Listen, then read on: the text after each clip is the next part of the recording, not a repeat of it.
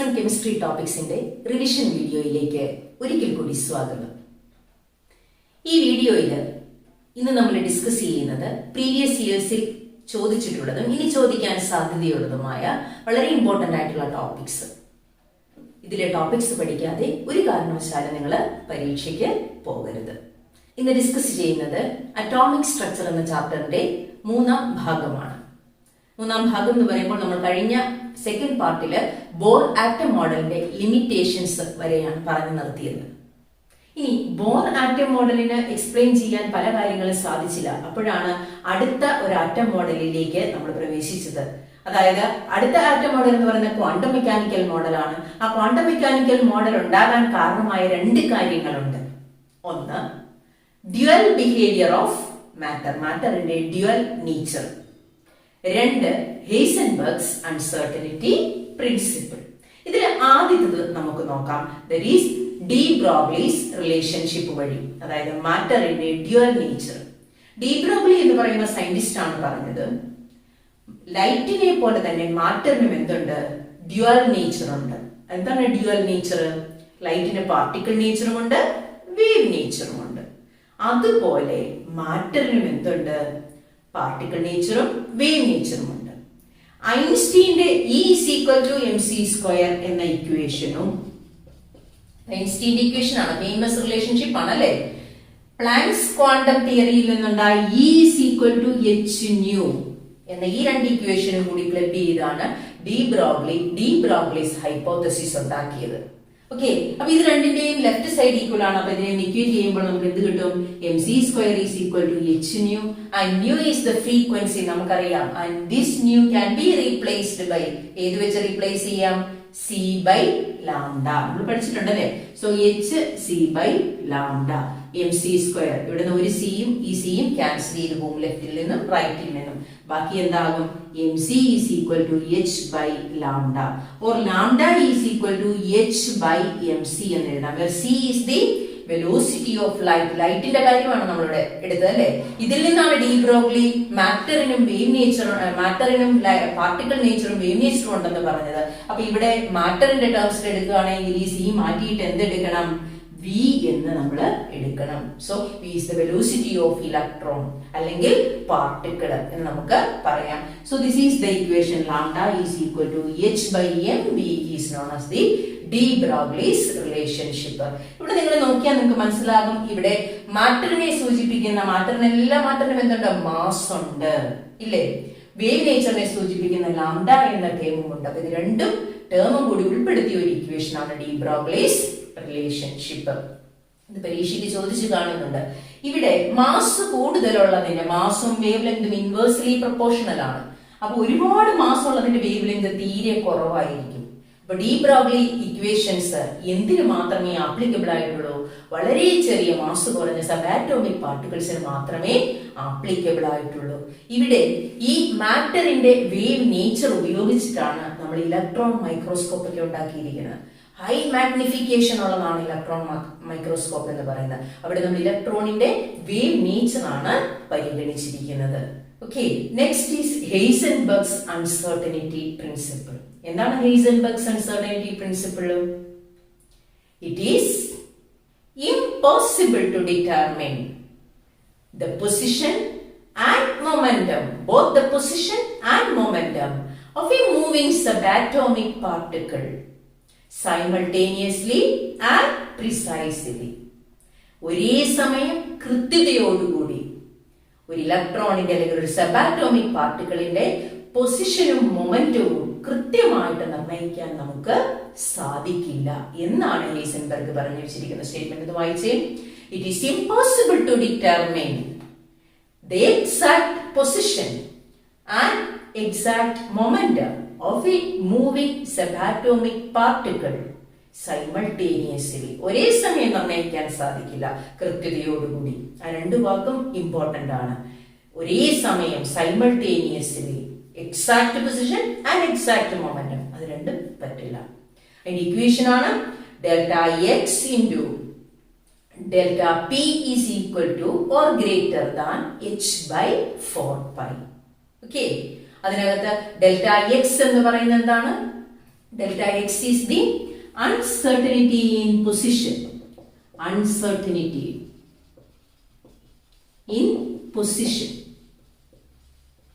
And delta v is the uncertainty in momentum. Uncertainty in momentum. ഇവിടെ delta V എന്ന് എടുത്തിരിക്കുന്നത് we know that P is equal to momentum എന്ന് പറയുന്നത് mass into velocity ആണ്.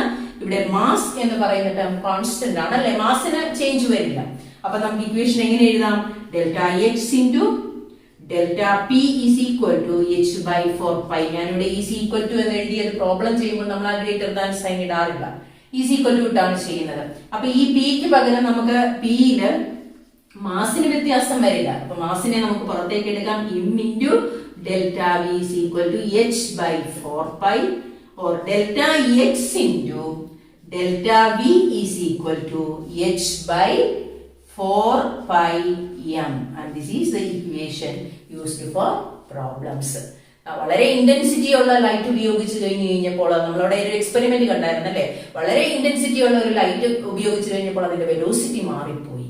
എന്നാൽ intensity കുറഞ്ഞ light ഉപയോഗിച്ച് കഴിഞ്ഞപ്പോൾ അതിന്റെ എക്സാക്ട് പൊസിഷനും കണ്ടുപിടിക്കാനായിട്ട് സാധിച്ചില്ല.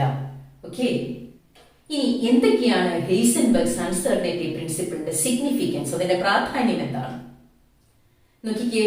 It rules out the existence of definite trajectories or definite paths around the nucleus അല്ലെ. ന്യൂക്ലിയസിന് ചുറ്റും ഡെഫിനിറ്റ് പാത്തിൽ കൂടി കറങ്ങിക്കൊണ്ടിരിക്കുകയാണ് ഇലക്ട്രോൺ എന്നാണ് ബോർ പറഞ്ഞത്. അങ്ങനെ ഡെഫിനിറ്റ് പാത്തിൽ കൂടി കറങ്ങിക്കൊണ്ടിരിക്കുന്ന ഡെഫിനിറ്റ് എനർജിയുള്ള ഒരു പാർട്ടിക്കിളിന്റെ പൊസിഷനും വെലോസിറ്റിയും കൃത്യമായിട്ട് നമുക്ക് ഡിറ്റർമിൻ ചെയ്യാൻ സാധിക്കേണ്ടതാണ്. പക്ഷെ ഇവിടെ ഇതിന് സാധിച്ചോ? ഇല്ല. അപ്പം it rules out the existence of definite trajectories. അപ്പോഴാണ് നമ്മൾ എന്തെന്ന് പറഞ്ഞ അടുത്ത ഒരു ഇതിലേക്ക് വന്നത്, probability of finding electron around the nucleus. ന്യൂക്ലിയസിന് ചുറ്റും ഇലക്ട്രോണിനെ കണ്ടുമുട്ടാനുള്ള സാധ്യത എന്ന നിഗമനത്തിലേക്ക് എത്തിച്ചേർന്നത് അങ്ങനെയാണ്. So that is the significance of Heisenberg's uncertainty principle. It is very important. Okay. Now the second one, endana, this Heisenberg's uncertainty principle is significant only in the case of microscopic objects. വളരെ ചെറിയ ഒബ്ജക്ട്സിന് മാത്രമേ ഇതിന് പ്രാധാന്യമുള്ളൂ. Microscopic ഒബ്ജക്ട്സിന് ഇത് applicable അല്ല. ഇത് രണ്ടെണ്ണമാണ് ഹെയ്സൻബർഗ്സ് uncertainty പ്രിൻസിപ്പിളിന്റെ significance. ഇതും പരീക്ഷയ്ക്ക് ചോദിക്കാവുന്നതാണ്. Now next is the reason for the failure of Bohr atom model. Bohr atom model പരാജയപ്പെടാനുള്ള കാരണം എന്താണ്? Here Bohr atom model doesn't consider the wave nature of electron. ഇലക്ട്രോണിന്റെ വേവ് നേച്ചർ ആര് കൺസിഡർ ചെയ്തില്ല? Bohr atom model consider ചെയ്തില്ല. അത് ആ atom മോഡലിന്റെ ഒരു പരാജയത്തിന് കാരണമായി. Second one, it contradicts the Heisenberg's uncertainty principle. Heisenberg's uncertainty principle against ആയിരുന്നു ബോർ പറഞ്ഞത്. ഹൈസൻബർഗ് പറഞ്ഞത് എന്താണ്? It is impossible to determine position and momentum of a moving subatomic particle simultaneously and precisely. ഒരേ സമയം കൃത്യതയോടുകൂടി നിർണ്ണയിക്കാൻ സാധിക്കില്ല എന്നാണ് ഹൈസൻബർഗ് പറഞ്ഞത്. പക്ഷെ ബോറിന്റെ കൺസെപ്റ്റ് അനുസരിച്ച് അലൗഡ് എനർജി സ്റ്റേറ്റ്, ഒരു ഡെഫിനിറ്റ് എനർജി സ്റ്റേറ്റിൽ കൂടി കറങ്ങിക്കൊണ്ടിരിക്കുന്ന ഒരു ഇലക്ട്രോൺ കൃത്യമായിട്ടും എന്ത് കാണിച്ചിരിക്കണം? അതിന്റെ പൊസിഷനും അതിന്റെ മൊമെന്റും അല്ലെങ്കിൽ വെലോസിറ്റിയും കൃത്യമായിട്ട് കണ്ടുപിടിക്കാൻ നമുക്ക് പറ്റണം. അങ്ങനെ സാധിക്കുന്നില്ല. അപ്പോഴാണ് അത് ആർക്ക് എഗെയിൻസ്റ്റ് ആയത്? ഹെയ്സൻബർഗ്സ് അൺസർട്ടനിറ്റി പ്രിൻസിപ്പിളിന് എഗെയിൻസ്റ്റ് ആയത്. ഇനി ഈ ടോപ്പിക്കിൽ നിന്ന് ഫ്രീക്വന്റ് ആയിട്ട് ചോദിച്ചുകൊണ്ടിരിക്കുന്ന ചോദ്യങ്ങൾ ഏതൊക്കെയാണെന്ന് നോക്കാം. First question, state Heisenberg's uncertainty principle. Right it's mathematical expression. വളരെ ഇമ്പോർട്ടന്റ് ആണ് ഹെയ്സൻബർഗിന്റെ അൺസർട്ടനിറ്റി പ്രിൻസിപ്പിളും അതിന്റെ മാത്തമാറ്റിക്കൽ എക്സ്പ്രഷനും. അത് വെച്ചിട്ടുള്ള പ്രോബ്ലംസ് നമ്മൾ ഇനി ചെയ്യാൻ പോവുകയാണ്. Second question, state the dual behaviour of matter. Right the relationship. എന്താണ് dual behaviour of matter? De Broglie's relationship. അവിടെ മാറ്ററിന് പാർട്ടിക്കിൾ നേച്ചർ ഉണ്ടെന്നും വേവ് നേച്ചർ ഉണ്ടെന്നും ഇക്വേഷനിൽ കൂടി കാണിച്ചിരിക്കുകയാണ് അല്ലേ. Lambda is equal to h/mv എന്നാണ് റിലേഷൻഷിപ്പ്. ലാംഡ വേവ് നേച്ചറിനെ സൂചിപ്പിക്കുന്നു, m പാർട്ടിക്കിൾ നേച്ചറിനെ സൂചിപ്പിക്കുന്നു. മാക്രോസ്കോപ്പിക് ഒബ്ജക്ട്സിന്റെ കേസിൽ മാസ് കൂടുതലായിരിക്കും, അവയുടെ വേവ് നേച്ചർ കുറവായിരിക്കും. എന്നാൽ മൈക്രോസ്കോപ്പിക് ഒബ്ജക്ട്സിന്റെ കേസിൽ അവയുടെ മാസ് കുറവായിരിക്കും, അതുകൊണ്ട് അവയ്ക്ക് വേവ് നേച്ചർ കൂടുതലായിരിക്കും. അടുത്ത പ്രോബ്ലംസ് ഡി ബ്രോഗ്ലീസ് റിലേഷൻഷിപ്പിനെ ബേസ് ചെയ്തിട്ടുള്ള പ്രോബ്ലംസ് ആണ്. അപ്പോൾ വായിച്ചു നോക്കുമ്പോൾ നമുക്കറിയാം ഡി ബ്രോഗ്ലി റിലേഷൻഷിപ്പ് എന്താണെന്ന് അല്ലേ. Lambda is equal to h/mv. A photon has a wavelength of 3.5 angstrom. Calculate its mass. H is equal to 6.626 into 10 raised to minus 34 joule second. And velocity of light is equal to 3 into 10 raised to 8 meter per second. ഇവിടെ ഏത് equation ആണ്? നമ്മൾ wave length ആണ് calculate ചെയ്യാൻ പറഞ്ഞിരിക്കുന്നത്. Wave length തന്നിട്ടുണ്ട്, mass ആണ് calculate ചെയ്യാൻ പറഞ്ഞിരിക്കുന്നത്. ഫോട്ടോൺ ആണ്, ഫോട്ടോണിനും ഡ്യുവൽ നേച്ചർ ഉണ്ട് അല്ലെ. അപ്പൊ ഈ ഇക്വേഷനെ നമ്മുടെ കയ്യിലുള്ളൂ. ഓക്കെ, നമുക്ക് മാസ് കാൽക്കുലേറ്റ് ചെയ്യാനുള്ള ഇക്വേഷൻ ആദ്യം എഴുതാം. Lambda is equal to h/mv. So m is equal to എങ്ങനെ കിട്ടും? h divided by lambda v എന്ന് കിട്ടും. നൗ സബ്സ്റ്റിറ്റ്യൂട്ട് ചെയ്യാം, വാല്യൂസ് സബ്സ്റ്റിറ്റ്യൂട്ട് ചെയ്യാം. h എത്രയാണ്? 6.626 into 10 raised to minus 34 joule second. ഒരു ജൂൾ എന്ന് പറയുന്നത് 1 joule is equal to 1 kilogram metre square per second square. അതാണ് യൂണിറ്റ് കൺവേർഷൻ ആണ്. നമ്മൾ ജൂൾ സെക്കൻഡ് എന്ന് എഴുതുന്നുണ്ടെങ്കിലും അങ്ങനെയാണ്. അപ്പൊ അത് ക്യാൻസൽ ചെയ്ത് പൊയ്ക്കോളും. ലാംഡ വേവ് ലെങ്ത് എത്രയാണ് തന്നിരിക്കുന്നത്? 3.5 angstrom. 3.5 into and 1 angstrom is equal to 10 raised to minus 10 meter. 1 angstrom എന്ന് പറയുന്നത് 10 raised to minus 10 meter ആണ്. So 3.5 into 10 raised to minus 10 into v എന്താണ്? 3 into 10 raised to 8 meter per second. അപ്പൊ ഇത് മീറ്ററിലാണ്, ഇത് metre per സെക്കൻഡിലാണ്. Joule എന്ന് പറയുന്നത് kilogram metre square per second square ആണ്. ഇനി മാസിന്റെ യൂണിറ്റ് എന്തിൽ കിട്ടും? നമുക്ക് കിലോഗ്രാമിൽ കിട്ടും. ഇതിനെ സിംപ്ലിഫൈ ചെയ്ത് കഴിയുമ്പോൾ നമുക്ക് കിട്ടുന്ന ആൻസർ ആണ് equal to 6.135 into 10 raised to minus 29 kilogram. So this is the answer. The direct substitution ആണ് കേട്ടോ. Now the second problem. A moving electron has a de Broglie wavelength of 7 into 10 raised to minus 7 meter. Calculate its kinetic energy. നമുക്ക് എന്താ തന്നിരിക്കുന്നത്? D Broglie wave length തന്നിട്ടുണ്ട്, lambda തന്നിട്ടുണ്ട്, 7 into 10 raised to minus 7 meter. Calculate its kinetic energy. Kinetic energy കണ്ടുപിടിക്കണമെങ്കിൽ kinetic എനർജിയുടെ equation നമുക്കറിയാം, ചെറിയ ക്ലാസ്സിൽ നമ്മൾ പഠിക്കുന്നതാണ്. Kinetic energy is equal to half mv². അപ്പൊ അവിടെ എന്ത് വേണം? v വേണം അല്ലേ. വിയുടെ വാല്യൂ നമുക്ക് എവിടെ നിന്ന് കിട്ടും? ഡി ബ്രോഗ്ലീസ് റിലേഷൻഷിപ്പിൽ നിന്ന് കിട്ടും. So let us write the equation. Lambda is equal to h/mv. So v is equal to h by lambda into m. m എന്ന് പറയുന്ന മാസ് ഓഫ് ദി ഇലക്ട്രോൺ അല്ലേ. മാസ് ഓഫ് ദി ഇലക്ട്രോൺ എത്രയാണ്? Mass of the electron is equal to 9.1 into 10 raised to minus 31 kilogram. നമ്മൾ പഠിച്ചിട്ടുണ്ട് അല്ലേ.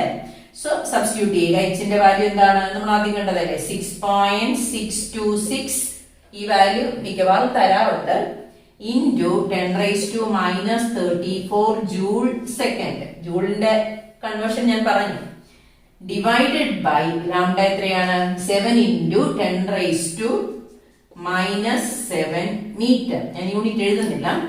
Mass എത്രയാണ്? 9.1 into 10 raised to minus 31 kilogram.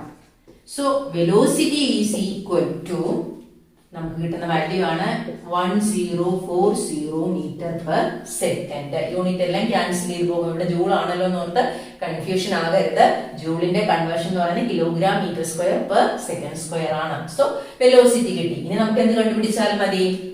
Velocity കിട്ടിയാൽ എന്ത് കണ്ടുപിടിച്ചാൽ മതി? കൈനറ്റിക് എനർജി കണ്ടുപിടിച്ചാൽ മതി. So kinetic energy is equal to half mv². അല്ലേ.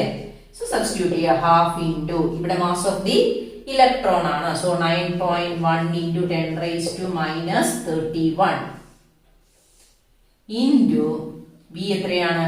1040 the whole square. Okay, kinetic എനർജിയുടെ യൂണിറ്റ് ഏറ്റവും അവസാനം നമുക്ക് ജൂളിൽ തന്നെയാണ് കിട്ടുന്നത്. ഇതിനെ സിംപ്ലിഫൈ ചെയ്ത് കഴിയുമ്പോൾ 4.92 into 10 raised to minus 25 joule അല്ലെങ്കിൽ kilogram metre square per second square എന്ന് കിട്ടും. അതെന്ന് പറയുന്നത് എന്താണ്? 4.92 into 10 raised to minus 25 joule ആണ്. So this is the answer. Simple അല്ലേ? Now അടുത്ത problem. A photon has a mass of 8.6 into 10 raised to minus 30 kilogram. Calculate its wavelength. എന്താണ് calculate ചെയ്യാൻ പറഞ്ഞിരിക്കുന്നത്? Wave length.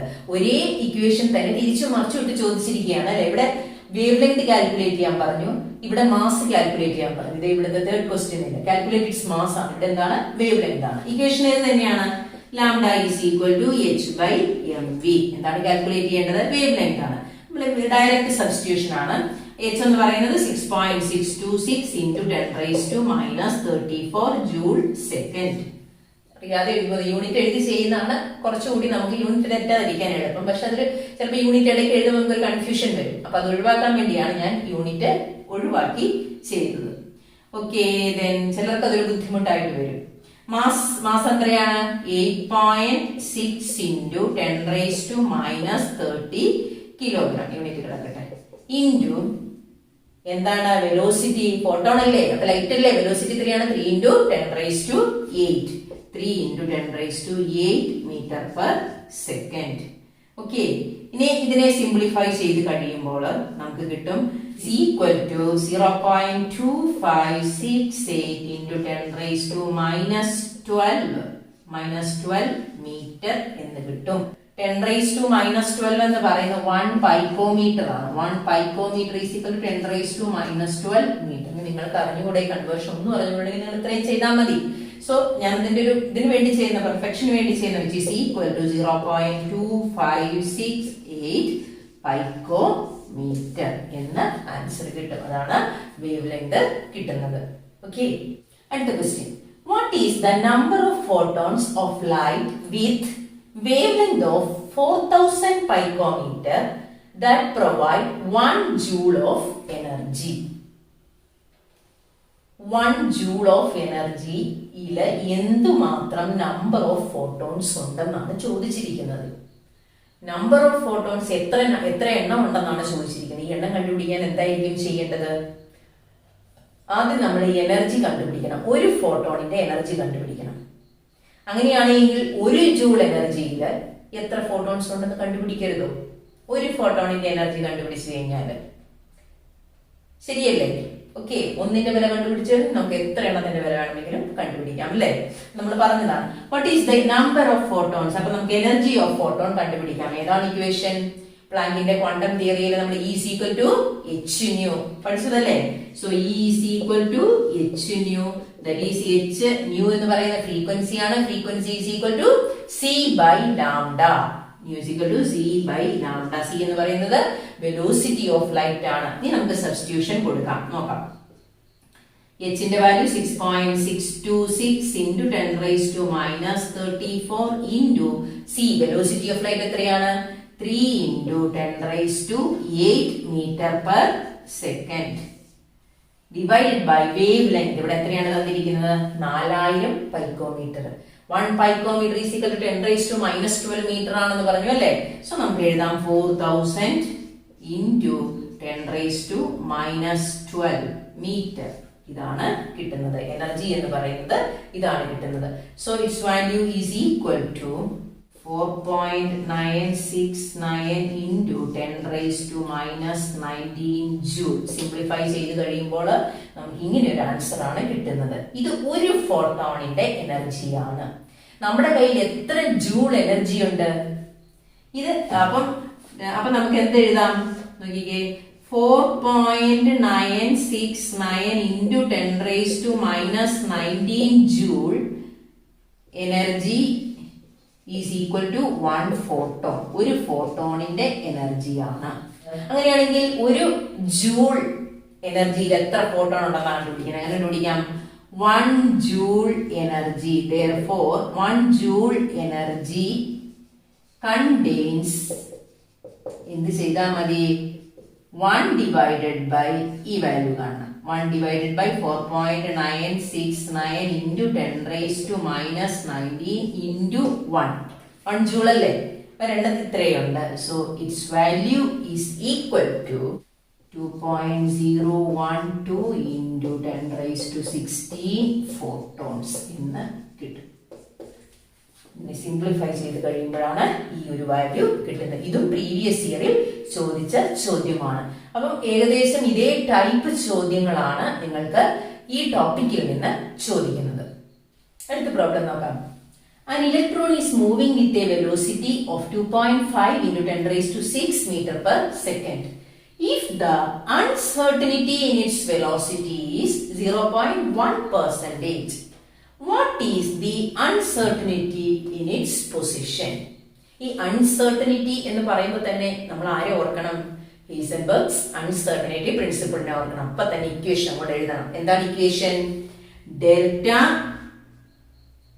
x into delta v is equal to h by 4 pi. ഇതാണ് നമുക്കറിയാവുന്ന equation അല്ലേ? അതങ്ങ് 4 pi m അതങ്ങ് എഴുതി വെച്ചേക്കണം. അപ്പൊ തന്നെ നമുക്കവിടെ മാർക്ക് സ്കോർ ചെയ്ത് കഴിഞ്ഞു. നൗ ഇനി എന്താണ് തന്നിരിക്കുന്നത്? നമുക്ക് ഡെൽറ്റ എക്സും കണ്ടുപിടിക്കാൻ ആവശ്യപ്പെട്ടിരിക്കുന്നത് എന്താണ്? Uncertainty in position. അതായത് ഡെൽറ്റ എക്സ് ആണ് നമ്മളോട് കണ്ടുപിടിക്കാൻ ആവശ്യപ്പെട്ടിരിക്കുന്നത്. അൺസർട്ടനിറ്റി ഇൻ വെലോസിറ്റി തന്നിട്ടുണ്ടോ? വെലോസിറ്റി എത്രയാണ് തന്നിട്ടുണ്ട് sir? Velocity is equal to എത്രയാണ്? 2.5 ഇൻറ്റു 10⁻6 മീറ്റർ പെർ സെക്കൻഡ് ആണ്. If the uncertainty in its velocity is 0.1%, അതായത് ഈ വെലോസിറ്റിയുടെ 0.1% ആണ് അൺസർട്ടനിറ്റി. അതെങ്ങനെ കണ്ടുപിടിക്കുന്നത്? ഈ വാല്യൂവിന്റെ 0.1% എങ്ങനെ കണ്ടുപിടിക്കാം? സോ അൺസർട്ടനിറ്റി നമ്മൾ കണ്ടുപിടിക്കാൻ പോവാണ്. ഇതിന്റെ 0.1%, that is 2.5 into 10⁻6 into 0.1 divided by 100 ചെയ്യുമ്പോൾ കിട്ടില്ലേ? ഇതിന്റെ 1% അൺസർട്ടനിറ്റി എന്ന് പറയുന്നത് ഇത് ചെയ്തു കഴിഞ്ഞാൽ കിട്ടും. Okay, and that is equal to 2.5 into 10⁻3 metre per second. ഇതാണ് അൺസർട്ടനിറ്റി. ഓക്കെ, ഇനി നമുക്ക് എന്ത് കണ്ടുപിടിക്കാം? ഡെൽറ്റ എക്സ് കണ്ടുപിടിക്കാം. So delta X is equal to h divided by 4 pi m into delta V. എച്ചിന്റെ വാല്യൂ നമ്മൾ ആദ്യം എഴുതിയത് കൊണ്ടാണ് ഞാൻ വീണ്ടും എഴുതാത്തത് കേട്ടോ. So h is equal to 6.626 into 10⁻⁻34 joule second divided by 4 into പൈയുടെ വാല്യൂ 3.14 ഇൻറ്റു ഇവിടെ ആരാണ്? ഇലക്ട്രോൺ ആണ്. ഇലക്ട്രോണിന്റെ മാസ് എത്രയാണ്? ഇലക്ട്രോണിന്റെ മാസ് നമ്മൾ ആദ്യം എഴുതിയതല്ലേ? Mass of electron is equal to 9.1 into 10⁻31 kilogram. So 9.1 into 10⁻31 into delta v എത്രയാണ്? 2.5 into 10⁻3. ഓക്കെ, ഇത് സിംപ്ലിഫൈ ചെയ്ത് കഴിയുമ്പോൾ നമുക്ക് കിട്ടുന്ന answer 0.0232 meter. So the uncertainty in position is equal to this value. നമ്മൾ ഇത്രയും വലിയ ഇതൊക്കെ കാണുമ്പോൾ 0.1% എന്നൊക്കെ കാണുമ്പോൾ നമ്മൾ വിട്ടുകളയല്ലേ? വിട്ടുകളയരുത്. ഓക്കെ, നൗ അടുത്ത question. A microscope with suitable photons is employed to locate an electron in an atom within a distance of 0.4 angstrom. What is the uncertainty involved in the measurement of its velocity? ഇവിടെയും നമ്മൾ ആദ്യം എന്ത് എഴുതണം? Heisenberg's uncertainty പ്രിൻസിപ്പിളിന്റെ equation എഴുതണം. നമുക്ക് എഴുതാം delta X into delta V is equal to H divided by 4 pi m. എഴുതിയില്ലേ? ഇനി നമ്മളോട് എന്താ കണ്ടുപിടിക്കാൻ ആവശ്യപ്പെട്ടിരിക്കുന്നത്? Uncertainty involve in the measurement of its velocity. So delta V is equal to H divided by 4 pi m into delta X. ഇനി നമുക്ക് അറിയാവുന്ന values എന്തൊക്കെ തന്നിട്ടുണ്ട്? എച്ച് അറിയാം നമുക്കല്ലേ? 6.626 into 10⁻34 joule second. Okay, that is divided by 4 into 3.14 into ഇവിടെ ആരാണ്? Electron ആണ്. ഇലക്ട്രോണിന്റെ മാസ് എത്രയാണ്? 9.1 into 10⁻31 കിലോഗ്രാം. ഇവിടെ മാത്രം ഞാൻ യൂണിറ്റ് എഴുതി, വേണ്ട, യൂണിറ്റ് സെക്കൻഡ് അവസാനം കൊടുക്കാം. വെലോസിറ്റി അല്ലേ, അപ്പൊ മീറ്റർ പെർ സെക്കൻഡ് ആയിരിക്കും. 9.1 into 10⁻31 into delta x. Uncertainty എത്രയാണ്? 0.4 ആങ്സ്ട്രം ആണ്. ഇവിടെ അല്ലാതെ വേറെ നമുക്കൊന്നും തന്നിട്ടില്ല. So the uncertainty within a distance of 0.4 angstrom എന്നാണ് പറയുന്നത്. നമുക്കറിയാം 1 angstrom is equal to 10⁻⁻10 metre. അങ്ങനെയാണെങ്കിൽ 0.4 ആങ്സ്ട്രം എന്ന് പറയുന്നത് എന്താണ്? 0.4 into 10⁻⁻10 മീറ്റർ. ഓക്കെ, അപ്പൊ ഇവിടെ ശ്രദ്ധിക്കുക, into 0.4 into 10⁻⁻10 metre, which is equal to 1.449 into 10⁻6 meter per second. Simplify ചെയ്ത് നിങ്ങൾ നോക്കിക്കോണം കേട്ടോ. സിംപ്ലിഫൈ ചെയ്ത് നോക്കണം. 1.449 into 10⁻6 meter per second. അടുത്ത പ്രോബ്ലം.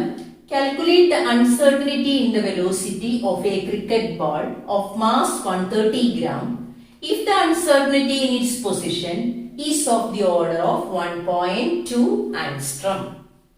എന്താണ് കാൽക്കുലേറ്റ് ചെയ്യാൻ പറഞ്ഞിരിക്കുന്നത്? Uncertainty in the velocity. അപ്പൊ ഇവിടെ നമ്മൾ ആദ്യം എന്ത് എഴുതണം? ഇക്വേഷൻ എഴുതണം. So delta V is equal to, നമ്മൾ പഠിച്ചില്ലേ, h divided by 4πm into delta X. Direct ആയിട്ട് അങ്ങ് എഴുതി. നമുക്ക് 2-3 ചെയ്തില്ലേ. ഇനി അൺസർട്ടനിറ്റി ഇൻ വെലോസിറ്റി ആണ് ചോദിച്ചിരിക്കുന്നത്. ഇവിടെ മാസ് എത്രയാണ് തന്നിരിക്കുന്നത്?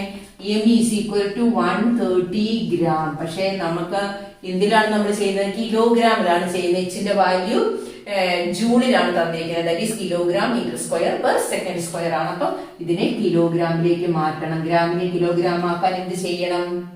10⁻³ വെച്ചിട്ട് മൾട്ടിപ്ലൈ ചെയ്യണം, അല്ലെങ്കിൽ 1000 വെച്ച് ഡിവൈഡ് ചെയ്യണം. അപ്പൊ കിലോഗ്രാമിലുള്ള മാസിന്റെ വാല്യൂ കിട്ടി.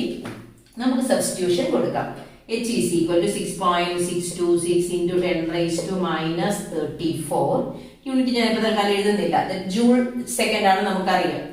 4 into 3.14 പൈയുടെ വാല്യൂ ഇൻറ്റു മാസ് എത്രയാണ്? 130 into 10⁻³ kilogram. Then delta x, uncertainty in its position, അല്ലെ?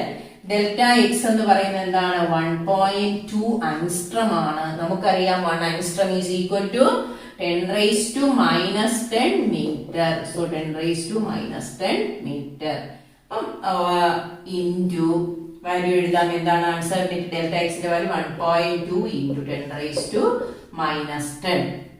ഇതിനെ ചെയ്യുമ്പോൾ ഡെൽറ്റ വിയുടെ യൂണിറ്റ് എന്താണ്? മീറ്റർ പെർ സെക്കൻഡിലാണ് നമുക്ക് കിട്ടുന്നത്. ഇതിനെ സിംപ്ലിഫൈ ചെയ്ത് കഴിയുമ്പോൾ 3.38 into 10⁻⁻24 മീറ്റർ പെർ സെക്കൻഡ് എന്നാണ് നമുക്ക് ആൻസർ കിട്ടുന്നത്. ഓക്കെ, അടുത്ത problem. If an electron is to be located within 5 into 10⁻⁻5 angstrom, what will be the uncertainty in its velocity? ആദ്യം ചെയ്ത പ്രോബ്ലം പോലെ തന്നെ അല്ലെ. അപ്പൊ uncertainty in its velocity ആണ് നമ്മൾ ഇക്വേഷൻ എഴുതിയിട്ടുണ്ട്. Delta V is equal to h divided by 4πm into delta X. Uncertainty in position എന്താണ്? Delta X is equal to 5 into 10⁻⁻5 angstrom ആണ്. 1 angstrom is equal to 10⁻⁻10 metre ആണ്. So 5 into 10⁻⁻5 into 10⁻⁻10 മീറ്ററിലേക്ക് എഴുതി. Okay, ഇനി substitution കൊടുക്കാം. എച്ചിന്റെ value എത്രയാണ്? 6.626 into 10⁻⁻34 joule second divided by 4 into 3.14 പൈയുടെ value into mass ആരുടെയാണ്? ഇലക്ട്രോൺ ആണ്. ഇലക്ട്രോണിന്റെ മാസ് എത്രയാണ്? നമുക്കറിയാം 9.1 into 10⁻31 കിലോഗ്രാം. യൂണിറ്റ് കുഴപ്പമില്ല, യൂണിറ്റ് എഴുതി ചെയ്താലും എഴുതിച്ചിരുന്നാണ് നല്ലത്. ഇൻറ്റു ഡെൽറ്റ എക്സ് എന്താണ്? 5 into 10⁻⁻5 10⁻⁻10. So 10⁻⁻15 meter. Okay. So uncertainty in its velocity, which is equal to 1.16 into 10⁻10 meter per second. ഇത് സിംപ്ലിഫൈ ചെയ്ത് കഴിയുമ്പോൾ കാൽക്കുലേറ്റർ ഉണ്ടല്ലോ, ചെയ്ത് നോക്കി കഴിയുമ്പോൾ ഇതാണ് കിട്ടുന്ന വാല്യൂ. അടുത്ത problem. Find the maximum number of emission lines when the excited electron of hydrogen atom in n is equal to 6 drops to the ground state n is equal to 1. ഈ ഒരു problem നമ്മൾ കഴിഞ്ഞ വീഡിയോയിൽ ചെയ്തിട്ടുണ്ട്. അപ്പൊ ഞാൻ ഒന്നുകൂടി എടുത്ത് എഴുതിയതാണ്. അപ്പം ഇതിന്റെ ആൻസർ, ഇതിന്റെ ഉത്തരം ഇതിന് മുമ്പത്തെ വീഡിയോ ഒന്ന് കണ്ടു നോക്കുക കേട്ടോ. അപ്പൊ ഇന്ന് നമ്മൾ ഡിസ്കസ് ചെയ്ത എല്ലാ ടോപ്പിക്കുകളും വളരെ ഇമ്പോർട്ടന്റ് ആണ്. നിങ്ങൾക്ക് ആ ക്വസ്റ്റ്യൻസ് പ്രോബ്ലംസ് ചെയ്തപ്പോൾ തന്നെ മനസ്സിലായി കാണും എന്തുമാത്രം പ്രോബ്ലംസ് ആണ് ഈ സെക്ഷനിൽ നിന്ന് വരുന്നതെന്ന്. സ്റ്റേറ്റ്മെന്റിനേക്കാൾ കൂടുതൽ പ്രോബ്ലംസ് ആണ് ഈ സെക്ഷനിൽ വരുന്നത്. അപ്പോൾ സ്റ്റേറ്റ്മെന്റ് അറിഞ്ഞിരുന്നെങ്കിൽ മാത്രമേ, ആ കൺസെപ്റ്റ് ക്ലിയർ ആയിരുന്നെങ്കിൽ മാത്രമേ നമുക്ക് ഈ പ്രോബ്ലംസ് ആൻസർ ചെയ്യാനായിട്ട് പറ്റുള്ളൂ. അപ്പൊ നന്നായിട്ട് പഠിക്കുക. ഇന്നത്തെ ടോപ്പിക്സ് എല്ലാവർക്കും നന്നായിട്ട് മനസ്സിലായെന്ന് വിചാരിക്കുന്നു. നിങ്ങളുടെ അഭിപ്രായങ്ങൾ അറിയിക്കണം. And thank you for watching.